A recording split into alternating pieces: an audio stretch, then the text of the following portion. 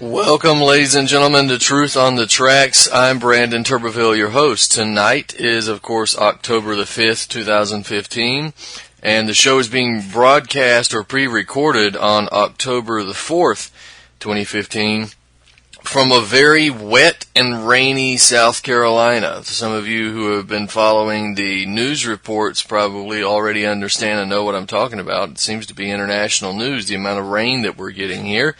And it's very wet, to say the least. Now, of course, tonight we're going to talk about a number of different topics. I want to get into the Uyghur terror situation, if I can, into some detail. Obviously, we have to talk about the Russian involvement in Syria, what that might mean for our future, potential for international nuclear war here, but also the potential for something positive. So we'll get into that. And I've been talking about the question of the elections coming up, the presidential elections, and I wanted to talk about some of the candidates. I know I keep saying that every week and we get into other things, but we should probably mention that at some point. So if we have time, we can, but there are other more important issues. Also, we'll talk about a couple of other things that are floating around out there as well. The Human Rights Watch and white helmets, fraudulent photos that have been used. We'll talk about the Putin speech. And maybe we could say a few words about the gun control issue that's now being dredged up yet again. And, this is something, this is what I was talking about last week when I mentioned that at some point in the very near future we are going to launch an initiative that I want you all to be a part of. And it's going to involve activism. It won't involve you having to go out and get arrested at a public protest or occupy public space. This is something that's going to be much different and much more effective, I believe. But it's going to involve you and involve you being a leader in your community and in your state specifically, and then hopefully beyond that. So I'll give you details on that in the coming weeks. There's a few things that we need to iron out first. We need to get a few I's dotted, a few T's crossed, and really get prepared to do these things. And then I'll put out the call here on the radio show and on the website to have individuals be a part of this movement, I guess we should say. And this is going to be something that's pretty effective. But I'm not going to go into the details now. I'll wait until we have everything ironed out before we put out the call. So again, be prepared in the coming weeks to start doing something yourself, and start being active yourself, and start being prepared to be a leader. And if you don't think you're a leader, then you're going to have to get out of your comfort zone, and you'll be surprised what you can accomplish when you just try. It's important not to make the perfect the enemy of the good. So if you're worried about failing, then that's what's going to cause the failures, the worrying about failure. So it's important for you to get out. And you might fall flat on your face, but you'll figure it out soon enough and you get something accomplished. All right, enough of that. We'll talk about that in the near future. I just finished an appearance on Fox News on the Kate Daly Show, and that interview should be up on my website, BrandonTurbeville.com. You can check that out. It's a very good interview. We talked for about an hour. And, of course, for those of you who are joining us tonight for the first time, the show is Truth on the Tracks. You can catch the show every Monday night at 9 p.m. Eastern Standard Time here on UCY.TV. And the work that I do, you can catch my work at activistpost.com, naturalblaze.com, and theantimedia.org. If you're interested in my work specifically, then I highly encourage you to go to brandonturbeville.com. That's my website, the official website. That's where I repost all of my articles written from anywhere. That's where I post the archived versions of this show, and where you'll find the interviews that I do and all the archives and relevant information there as well. Of course, the books are available there at brandonturbeville.com. There's an events page there. There's a store that we're working on. You can read the articles there on brandonturbeville.com in any language. You can select a language to read it by this tab at the top right-hand corner of the website. You can select the language to read it in. And, of course, my latest book, The Difference It Makes, 36 Reasons Why Hillary Clinton Should Never Be President, is available there as well for free on PDF if you want to read it for free. And you can get it in other formats as well. So please keep going to the website. We're updating it and we are improving it daily. There are some other things we're going to add. That's part of that process that we want to get ironed out before we move on any further with anything else. But that's the website you need to be checking every day because it gets updated regularly. There's improvements regularly. And when we put out this call for mass organization, then that's going to be one of the places that you need to be. Now, let's look at the Syrian situation first. Let's see if we can't get into that. The question of the Chinese involvement, there were reports coming from Al Masdar News, which we talked about last week, that said that China had decided to commit troops and military aircraft to Syria within the next 6 weeks. That was a week ago. And apparently the reports have more evidence of their accuracy as the Chinese have apparently docked a ship in a Syrian port in coordination with the Russian coalition that's there. Of course, we now have Iranian troops, thousands of Iranian troops preparing to work with the Syrian army and launch head-on attacks against ISIS in Syria. Hezbollah is working with them as well. So there are more clear signs that China is indeed preparing to send troops to Syria. They certainly have plenty of people to do that with, and we'll be monitoring that here in the very near future. So ships have docked, and the reports by Leith Fadel coming from Al Masdar, they are suggesting indeed that there are more supplies, more equipment, and more troops on the way. So we're about to see a situation where we have Russia, Belarus, Syria, Iraq, Iran, Hezbollah, China, all on the same side against the United States, against the NATO countries, Western Europe. So this is really shaping up to be a dangerous situation, to be honest. And this is something that we're going to have to watch because we have a situation in which we are seeing the potential for a clash between the Russians and the Americans. I mentioned this on this last two broadcasts, actually. Recently, we had a situation where the Russians and the Israelis almost clashed in the Mediterranean Ocean, and this is an example of what I've been talking about. The Russians were flying into Syria over the eastern Mediterranean, where they came into contact with a number of Israeli jets over the eastern Mediterranean. They had no business being there. That is not their sphere of influence. That's not where Israeli jets should be. So they came into contact with these Russian jets, and there was almost a collision, or not just a collision, but some type of clash between the planes before the Israeli planes backed off, turned, and moved the other way. So we are rapidly entering a situation in which one pilot might have the fate of the world in his hands. We have a situation where if a Russian plane, a Russian pilot believes that an American plane is about to shoot the Russians down, what if he fires in his perceived self-defense? What if it happens in the other way, right? What if a Russian plane is going in to bomb ISIS in the ISIL free zone, and the American pilot, under orders, says, you can't be here, and they shoot the Russian plane down? What if the Israelis, always ready to fight and die to the last American, fire on a Russian plane just because because of their megalomania and absolute maniacal warlust, fire on a Russian plane, and the Russians fire back on them, and then of course we see the Americans jumping into a clash with Russia. Ladies and gentlemen, this is not a good sign. This is not a good potential development. If the Russians and the Americans engage in an air war, even if it's just a few shots here and there, we are in real danger of seeing a nuclear holocaust.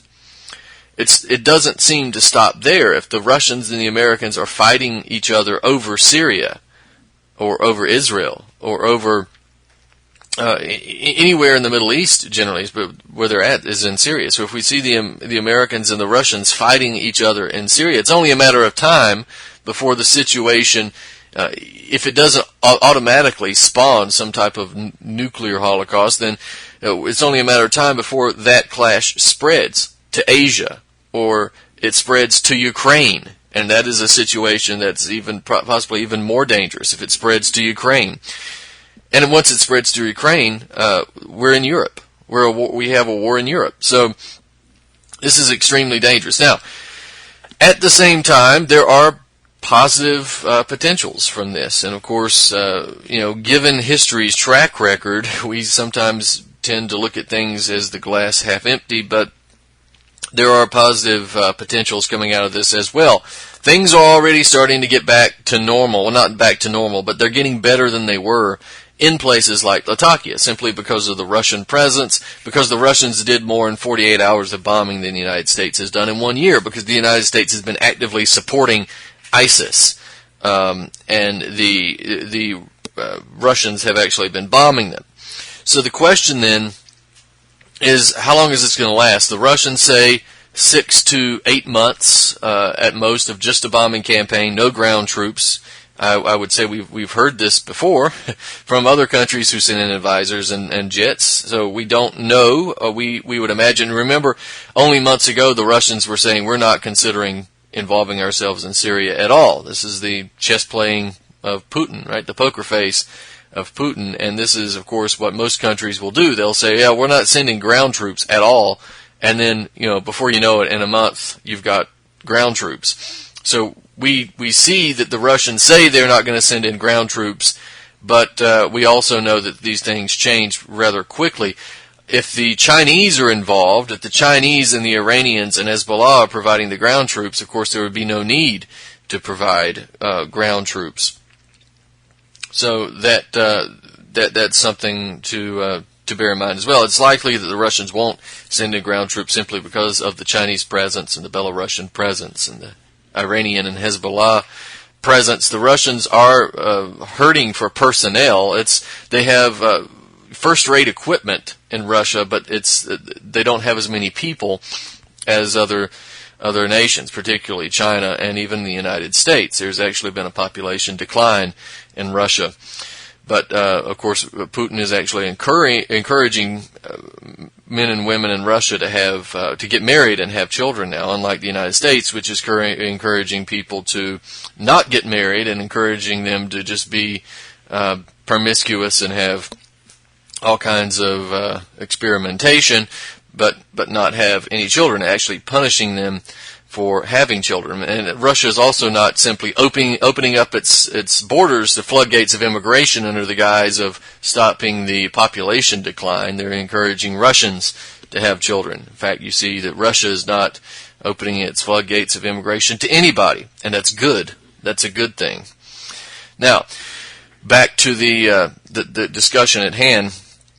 Is the question of all of this involvement. We have the potential for something good to come out of this if the Russians continue to bomb ISIS, putting a lot of egg on the face of the NATO crew, Obama for one. It's scarcely able to hide they're scarcely able to hide their anger that Russia is bombing ISIS. You see John Kerry. And I apologize for my voice here, ladies and gentlemen, but you see John Kerry and Barack Obama lashing out in anger that the Russians, oh my God, the Russians are bombing the rebels, the Russians are bombing the opposition to Assad, they're just trying to protect Assad. Yeah, well, they are trying to protect Assad, that's fine, good, I hope they do. And they are bombing the so-called rebels.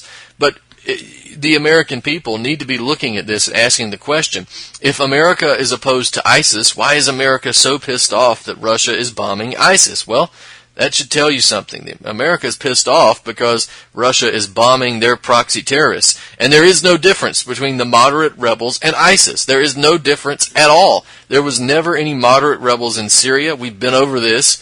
There never were, and there is not a moderate rebel in Syria to be found today.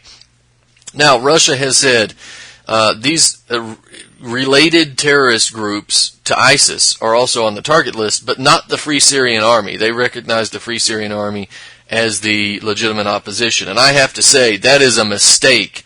That is a horrible mistake. The Free Syrian Army is as much a terrorist group as ISIS, and why on earth would you not bomb the FSA, Russia?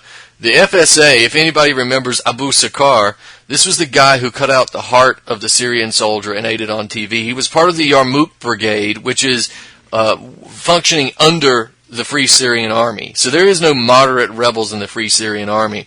Even Bassel Idris, one of the commanders of the FSA, has repeatedly admitted that the FSA works with ISIS and they work with al-Nusra. So my suggestion to Russia would be bomb the FSA too. If it's a rebel, bomb it. And if the United States has a problem, then they can go cry over spilled milk. So the situation in that sense is looking better for the Syrians because the bombing campaign by the Russians is actually aimed at terrorists and not Syrian civilian infrastructure. Things are getting better in that regard. There seems to be this attempt to surround Palmyra soon. There seems to be also this preparation for a major push in areas like Idlib and some of the other areas. Basically, this is a shoring up of the Assad-held territory. You can look at it on the map, and you can see that the Russians are coming in and bombing areas where the terrorists were either about to take over, that Assad was about to lose, or that Assad has been fighting closely to regain. So we're seeing a slow preparation for a major onslaught to both shore up the areas of territory that Assad holds and to retake areas immediately outside of that area that he does not hold but did hold, and that should come in the next few weeks, I would imagine. Next few weeks, maybe even a month, a couple of months at the most. And then I think once you see that the major population areas are taken back by the Assad government, and if that border can be closed in Turkey, that's the main thing. How are we going to get this border closed in Turkey without nuclear holocaust, right? Because we have an ISIL-free zone. Do the Russians have permission to go into the ISIL-free zone? Because this is essentially a no-fly zone enforced by the United States and Turkey. In other words, NATO. Are the Russians going to be able to go in there and bomb ISIS? Because ISIS is all in the ISIL-free zone. And, are we going to be able to see this border being closed? That'll be interesting. Now, that is one of the main issues here. If we can close that Turkish border and seal off and prevent the supply lines from coming in from Turkey into Syria, that would essentially shut ISIS down. And that's what we want to see.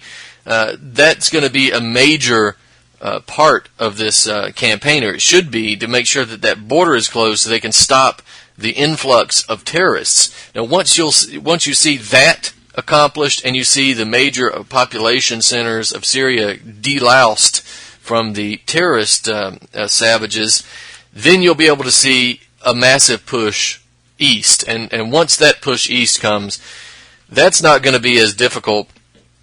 Remember, ISIS holds wide swaths of territory, and these so-called rebels own wide swaths of territory, and Assad's territory is pretty small and over there in the western portion of Syria.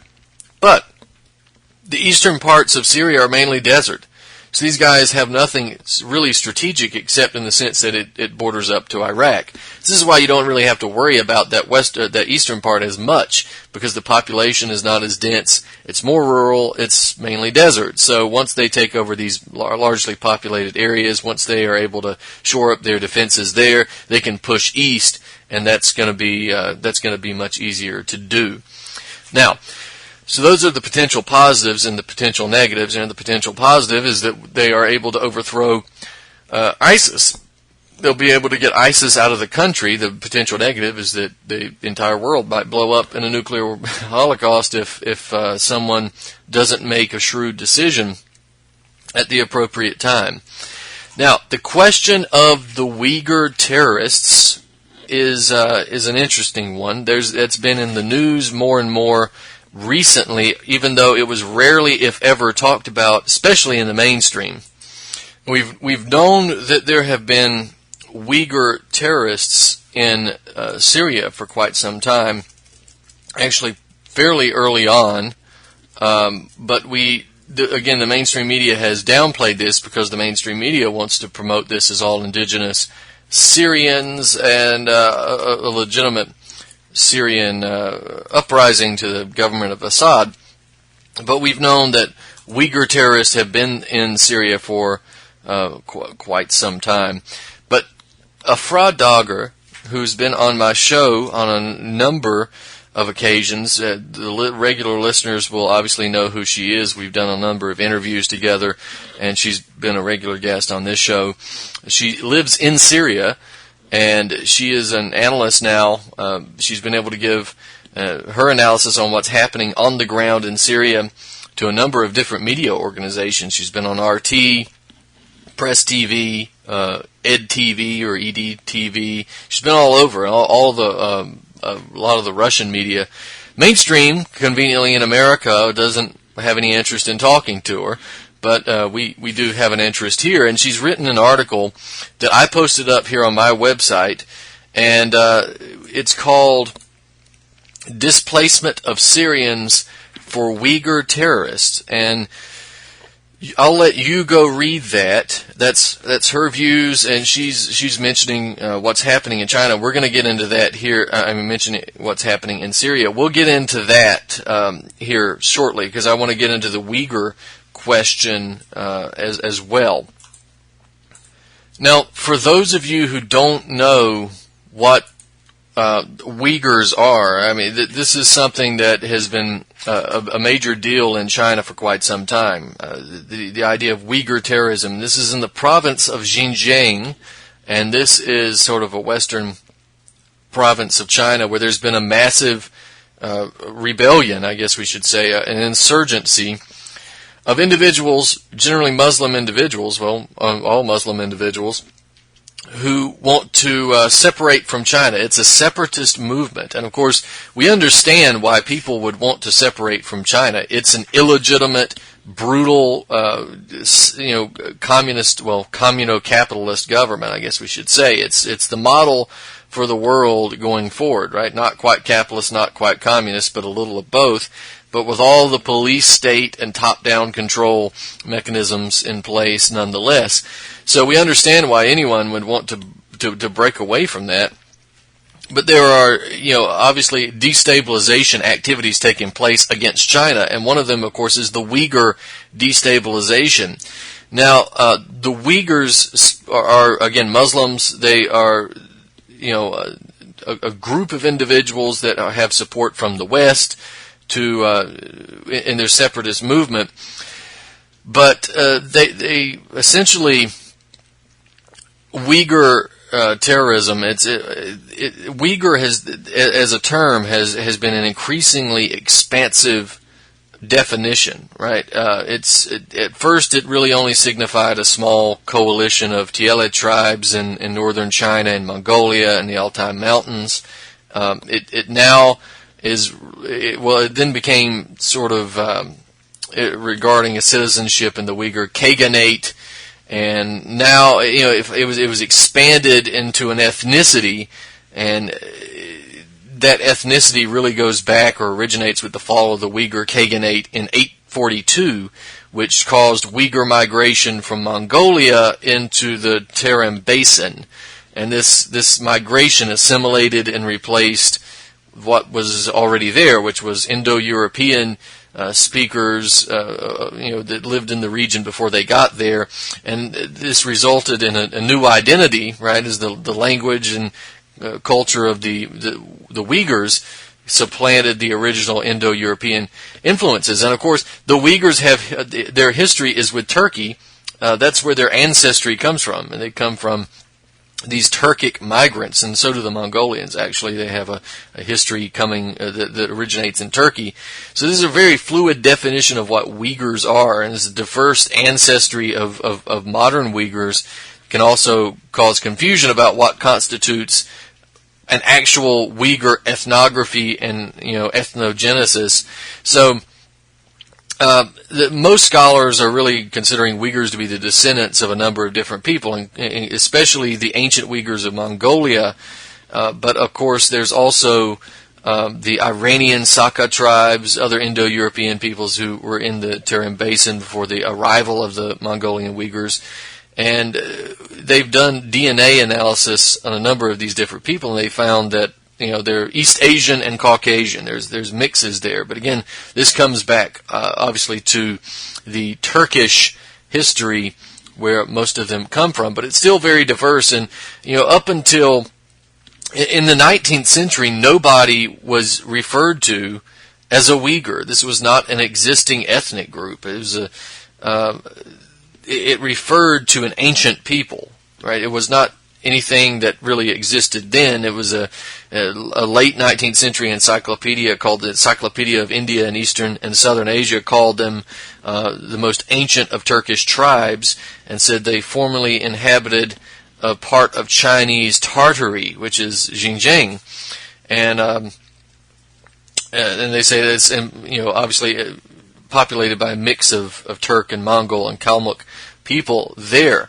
So what I go through all this to show you that we have a situation in which obviously these people have an ancestry that traces back to something, but in terms of being an actual ideology, an actual ethnography, an actual culture that really lends itself to being a separate nation, that was never really such a thing. This is something that we see in Ukraine, where Ukraine really has only existed as a nation for about 20 years. There was never anything other than maybe arbitrary borders created by the governments that had taken over Ukraine in terms of what these people were. It was sort of an invented idea. And of course, they exist now because the countries existed for 20 years. But at one point, there was never this idea of Ukraine, and had the same situation with the Uyghurs, right? There was never really this situation where they were Uyghur people, and they had a Uyghur, culture or Uyghur country. This was something that's obviously been used to galvanize people in some type of military way.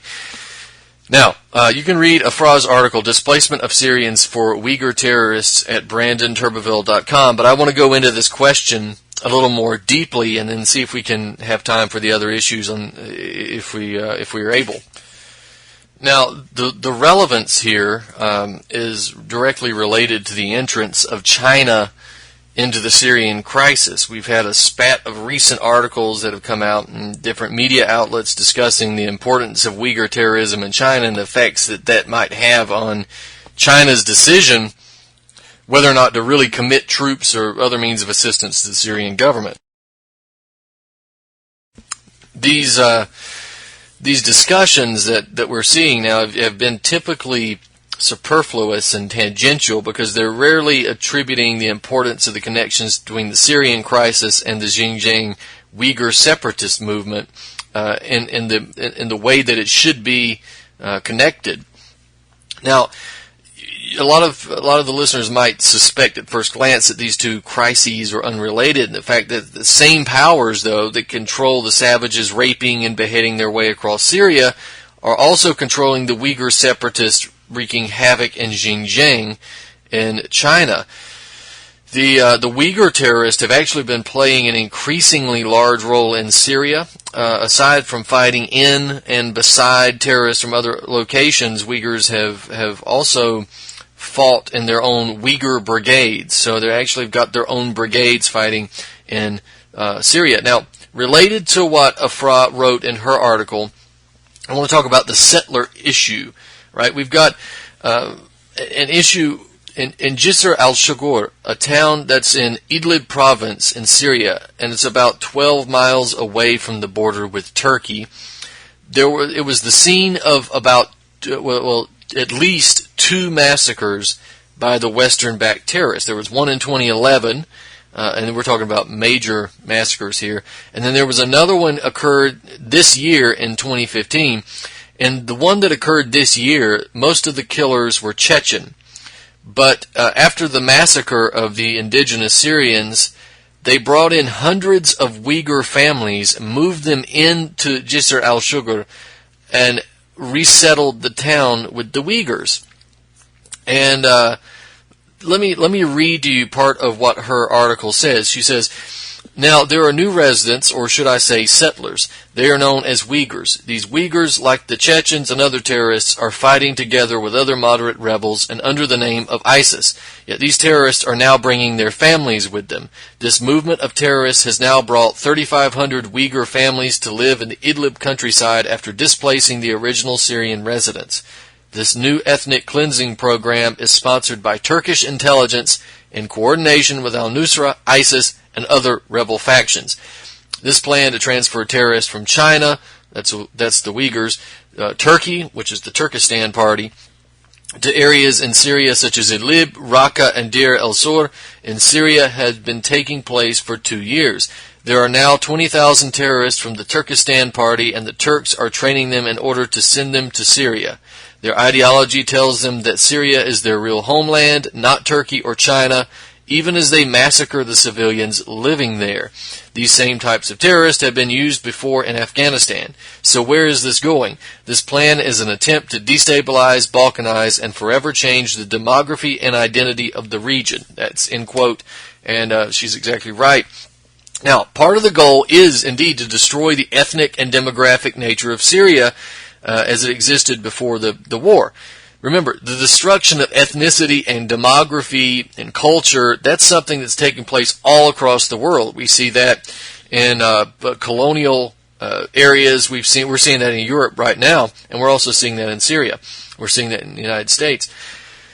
The fact that Uyghur terrorists are involved in the fighting as well as the resettling of areas in Syria, that shows that the connection between terrorism and the destruction of Syria and Uyghurs and the Western NATO intelligence apparatus is even deeper than what's being represented here. So the reality is that the expansive network of Uyghur terrorists are by no means merely organic and spontaneous, right? They're a product of the same Western, NATO, and specifically Turkish intelligence networks that have created and directed Al-Qaeda and al-Nusra and ISIS in the past. Now, the power behind the Uyghur terror networks, we need to talk about that. How does this work? The most obvious culprit behind the Uyghur separatist movement in Xinjiang is, for no other reason than the past history and current involvement in destabilizations all over the world. Obviously, it's the United States. And the United States has a vested geopolitical interest in the destabilization of China, as that should be clear enough. And it's been involved with a number of other color revolutions and separatist movements in the past. And that includes the ongoing umbrella revolution in Hong Kong, but that's obviously really falling by the wayside. That is really not taking off. And of course, the Tibet separatist movement in China. Obviously, the Tibet separatist movement, I think it's gotten a lot of press here, but I think people should do some research on the Dalai Lama and what this really is, and who is supporting this Free Tibet movement, and what the Tibetans actually want when they separate. It's not exactly a democracy-loving culture that you would be putting in place. Now, the destabilization in Xinjiang, that's another Western-backed movement designed to keep the Chinese economic powerhouse under control. We have the World Uyghur Congress, that's the WUC. It's an international organization of quote-unquote exiled Uyghur groups, and it allegedly represents the collective will of the Uyghur people.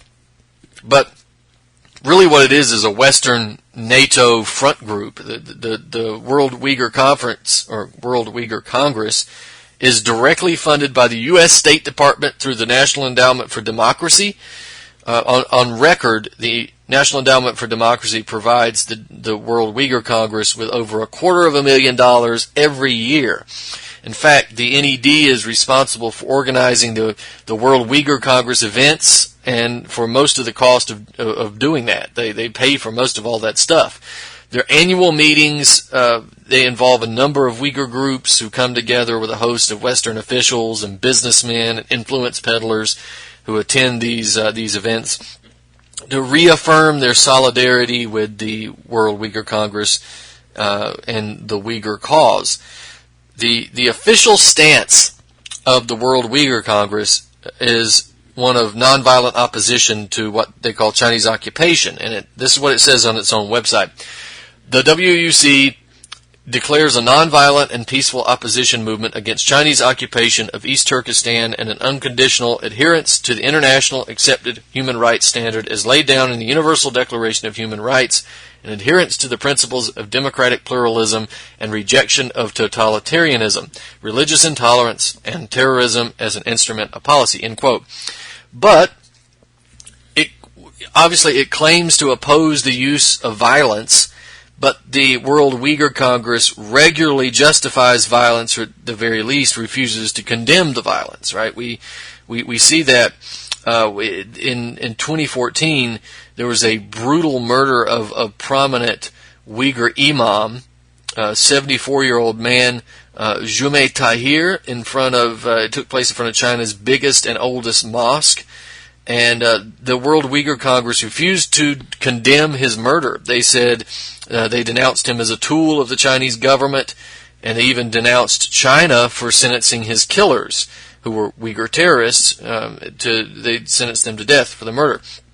So the World Uyghur Congress doesn't only find it impossible to denounce terrorism, it really serves as a rhetorical cover for it. Now, what's the connection with Turkey? This is where it gets really interesting. Here's the connection with Turkey. The fact that the United States is heavily involved in the promotion of Uyghur terrorism, it might not be known among the general public, but it's rather widely known among geopolitical analysts. But what's rarely, if ever, discussed is the connection between Uyghur terrorism and Turkey. Now, remember a second ago I talked about the history of the Uyghur people, and it's shrouded as it may be in terms of actual historical research. Obviously, it traces itself back to Turkish ancestors, and for what it is, I suppose that's probably true. The connection between Turkey and Chinese Uyghurs that Turkish intelligence is able to grasp onto in order to create and maintain and direct these terrorist organizations is that historical connection, that ancestral connection. Now, those of you who listen regularly might be familiar with Operation Gladio. That was a NATO plan that was allegedly drafted in order to deal with the potential Soviet invasion of Europe during the Cold War. It involved the creation of terrorist stay-behind networks for the purpose of creating a guerrilla-style resistance to the Soviet invasion and occupation that would have taken place. Now, while the guise of the creation of these networks revolved around the potential Russian invasion, the reality was that these networks were turned against the domestic populations of the countries that hosted them. They were used as false flag terror organizations. They were used as operations to silence and intimidate and kill political rivals. So, in other words, it was an underground terrorist network, essentially. And Turkey, of course, was part of NATO and is part of NATO, so no exception to this rule. And so, out of Gladio, the terrorist network known as the Grey Wolves appeared. And, of course, it had the aid and supervision and direction of NATO, but this was Turkish in nature. So, we have this article. There's a couple of articles out going back to the 90s that mentioned the development of the Grey Wolves, and one of them is called Turkish Dirty War Revealed, but Papal Shooting Still Obscured, and that's written by Martin A. Lee of the Los Angeles Times. And there's also another one entitled, it's also the Los Angeles Times, surprisingly, and it was called Turkey's Grey Wolves Nip at Heels of Power. And that's there's two. You have to read the entire article to get this stuff, but it's there nonetheless. So it admits that we have this. Let me just read you two of these paragraphs. For 20 years, Turkish security agencies sponsored ultra-right-wing death squads and narco-criminal gangs that were involved in bombings, kidnappings, and other terrorist attacks. Described in a leaked 120-page parliamentary report, this sordid sub-Rosa alliance waged a dirty war against Kurds and Turkish dissidents. Confirming what human rights activists long suspected, the report concluded that security forces were responsible for many of Turkey's 14,000 unsolved murders and disappearances in recent years. It goes on. In the late 1970s, armed bands of Grey Wolves launched a wave of bomb attacks and shootings that killed hundreds of people, including public officials, journalists, students, lawyers, labor organizers, left-wing activists, and ethnic Kurds. During this period, the Grey Wolves operated with encouragement and protection of the counter-guerrilla organization, a section of the Turkish Army's Special Warfare Department. Working out of the U.S. military aid mission building in Ankara, the Special Warfare Department received funds and training from U.S. advisors to establish stay-behind networks or stay-behind squads of civilian irregulars who were set up to engage in acts of sabotage and resistance in the event of a Soviet invasion. That's Gladio. Similar Cold War counter-guerrilla units were created in every member state of the North Atlantic Treaty Organization. But instead of preparing for foreign enemies, these operatives often set their sights on domestic targets. So there you have it, a rare moment of clarity in the mainstream media. So, in fact, let's look at the other LA Times piece. It says, quote, "At the height of the Cold War, the Army used the Grey Wolves as a violent counterweight to Turkish communists. The party's coffers swelled with secret contributions from the government. By the late 1970s, the Grey Wolves had spun out of state control." Their paramilitary wing fought a campaign against leftist rivals that killed nearly 6,000 people. Ali Agca, who shot Pope John Paul II in a 1981 assassination attempt, is alleged to have been affiliated with the party. All right, end quote. So I don't think for a second that it's spun out of government control. So I think that's clear. Now, despite the fact that the Grey Wolves have inspired terror in the hearts of many Turks, the organization still has a potent effect on Turkish politics. It actually functions as the paramilitary wing of the Nationalist Movement Party, the MHP, and that's a party that currently holds the third largest number of seats in the Turkish parliament. So it's a very potent political force there. Now, the Grey Wolves are ultra-nationalist. Some people describe them as neo-Nazi. I think, especially when you get into Europe, for instance, people get labeled neo-Nazi for many reasons when they're not. So we have to be careful about this neo-Nazi designation. There are people, particularly in Germany, in France, that get labeled neo-Nazi simply because of white guilt, simply because you don't accept, thousands of illegal immigrants coming over to the country with the floodgates wide open, or because you believe that Germany should support Germans first, then you get labeled neo-Nazi. But then there's also the groups that actually are neo-Nazis, right, that really do, you can look at one of the groups that are real neo-Nazis, Ukraine, for instance, Svoboda Party, Right Sector, or the Azov Battalion. These guys are Nazis. These guys actually hate Jews. They want to beat up, political dissidents, and they want to go out and they want to kill ethnic Russians. So this is a neo-Nazi. I don't want to get off topic too far, but some of these people label the Grey Wolves as neo-Nazis, but they are ultra-nationalists, and there is a difference between Nazism and nationalism. Nationalism actually has some good points. Nationalism has some positive aspects. Nazism does not. In other words, the organization is definitely ultra-nationalist. Okay, and the organization has branched out further than simple nationalist cover, right? These stay-behind networks created by NATO, they became, it's important to look at these things as what they are. So it's not just stay-behind networks where these terror networks are used against domestic populations. They're also go-abroad networks, right? They take the violence and terrorism and political coercion outside of the area. They take it abroad and do what they did domestically in other countries. Turkish intelligence not only maintained their operations in Turkey, but they extended it to China's Xinjiang province, among other locations in Eurasia. The Grave Wolves have this pan-Asian movement. It represents a cooperative attempt with the rest of NATO intelligence to subjugate all other potential rivals. That's China, Russia, etc. And it also represents this feeble and futile attempt on the part of the Turkish elite, people like Erdogan, to reestablish the Ottoman Empire. So you get the overarching agenda here.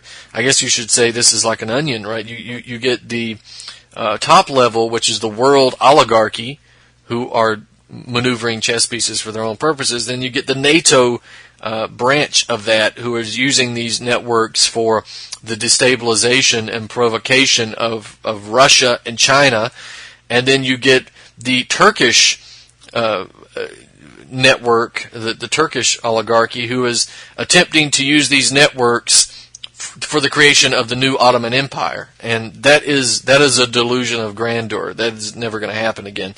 So they're essentially the use of the Grey Wolves as an international NATO-oriented terror organization for destabilization purposes, that acts as the unofficial military wing of the Uyghur-centric terror apparatus, while the World Uyghur Congress represents the political wing. So then we got to look at, why are they using Uyghur terror? That's another question, and we'll go into this and then hopefully move on to another subject. As I mentioned, the use of Uyghur terror organizations has largely been confined to the Xinjiang province in China, and this is the center of Uyghur destabilization. But over the course of the Syrian crisis, as jihadist forces organized by NATO and the GCC and Israel and Turkey, they've been flooding into Syria from locations all across the world. The Uyghur contingent obviously was not far behind. We had numerous reports of Uyghur terrorists operating in Syria early on, subsequent confirmation with photographs, witness testimony, eventually video corroboration. Now Syria is a victim to Uyghur terrorist groups like the Turkestan Islamic Party, the TIP. And the TIP has proudly posted pictures of little jihadists, which is basically small children being trained in Al-Qaeda training camps that are based in rebel-held territory in Idlib, in Syria. The TIP maintains at least 2 training camps in Syria. They've got one for children and one for adults. The TIP is active in China. It's active in Afghanistan. It's active in Pakistan as well. We have this article here, actually, again out of the mainstream, detailing what they do.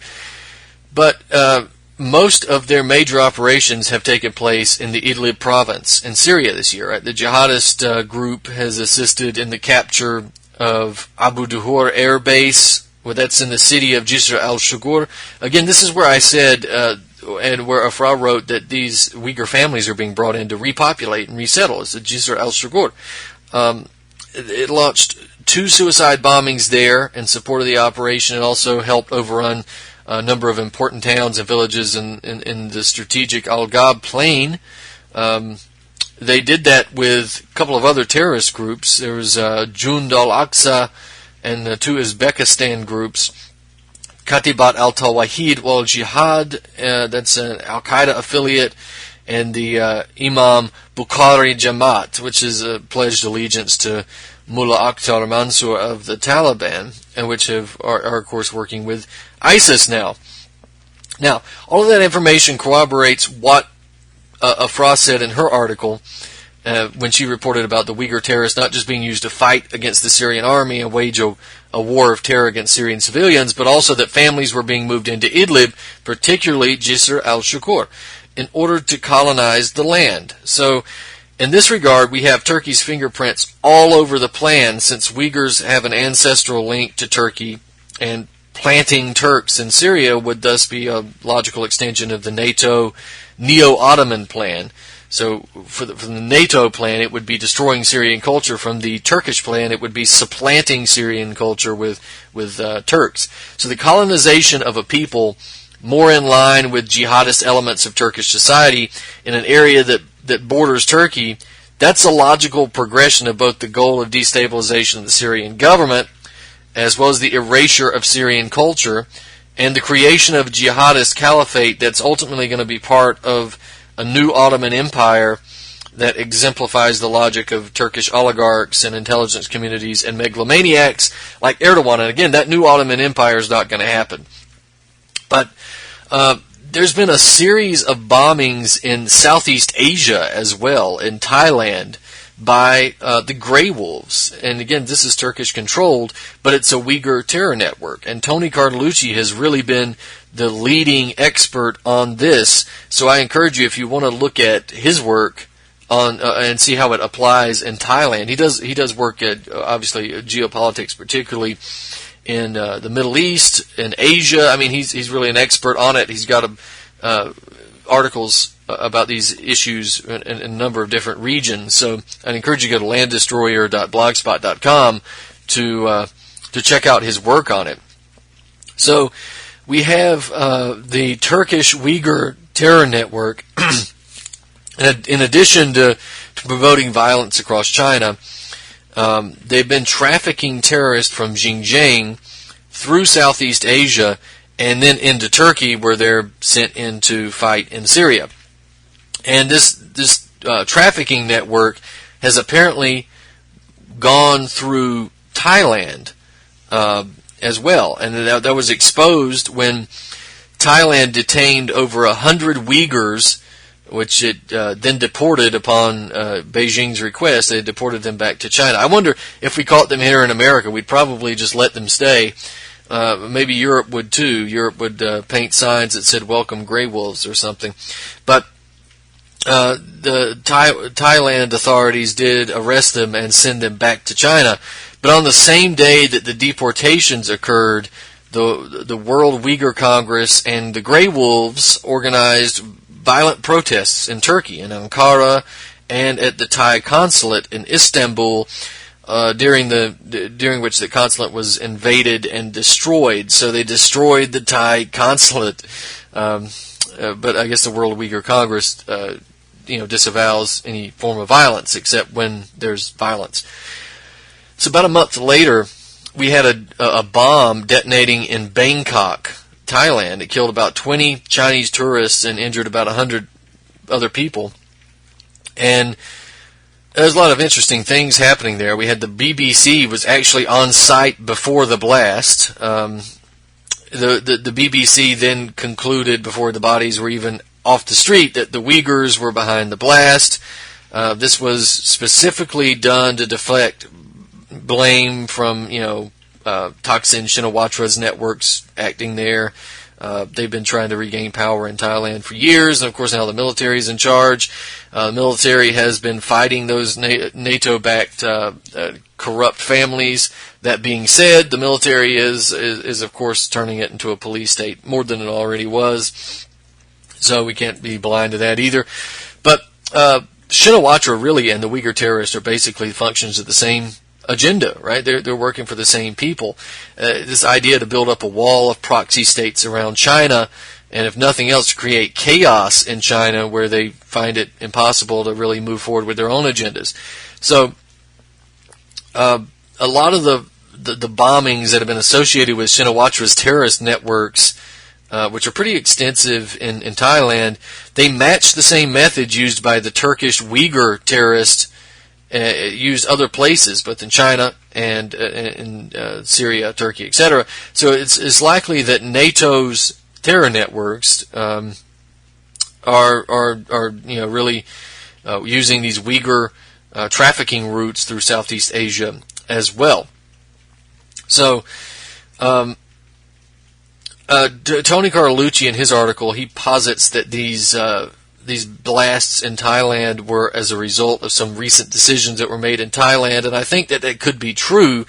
For instance, Thailand did ignore U.S. demands to release the Uyghurs that they had arrested to Turkey, and they ousted Thaksin Shinawatra, but it's been also working closer with China recently. So I think that that's another reason. That's about 3 reasons that could give you to see these terror networks become active in Thailand. So there was a snake line that traversed China and Southeast Asia and Turkey and Syria, but there's also evidence in the same terror network is going to be exported to target Russia inside of Russian territory, particularly the Crimea, this time using the Tatars in the same method as the Uyghurs are being used in China, right? This is an area where Russia, in areas that Russia borders China, it's likely that the Uyghur outfit's going to be donned again, right? So there's an extensive border between China and Russia, so it's likely that Uyghurs might be used there as well. But the question of the Tatar terror networks, and again, mainly in Crimea, there was a meeting on August 1st, and it went from August 1st to August 2nd in the Hotel Bilkent in Ankara, Turkey, where it was called the Second World Congress of the Tatars. And this meeting brought together about over 200 Tatar NGOs and associations from all over the world. The event was attended by Ukrainian Foreign Minister Pavlo Klimkin, Turkish Deputy Prime Minister Numan Kurtulmus. Both of them participated in the event. There were about 200 Crimean Tatar non-governmental organizations and so-called civil society groups that gathered there as well to discuss the crisis in Ukraine and the situation in Crimea. We had the lengthy discussions about how that situation would be resolved. And you see the World Uyghur Congress and the World Congress of the Crimean Tatars. This is really a mirror organization. This is very similar. And so basically, it seems we're running out of time, as we always do. But basically, what we were left with from this organization was that the creation of a Muslim brigade by the Turkish intelligence and the Ukraine, the fascist Ukraine, the neo-Nazis in Ukraine, the NATO-backed part of Ukraine, creating a Muslim brigade to be used against Russia in Crimea. And it's going to be based in Kherson, which is near the Crimean border. It's going to include volunteers and jihadists from a number of different locations in the region, what they call Tartarsan. That's what they just call it, Tartarsan. And of course, Uzbekistan, Azerbaijan, Chechnya, and Georgia are all going to be involved in that as well, the terrorists coming from those organizations. So I wish we could have gotten much further into that. I guess we'll talk about the political candidates at some point in the future. So, ladies and gentlemen, this has been Truth on the Tracks. I'm Brandon Turbeville. We'll see you next week.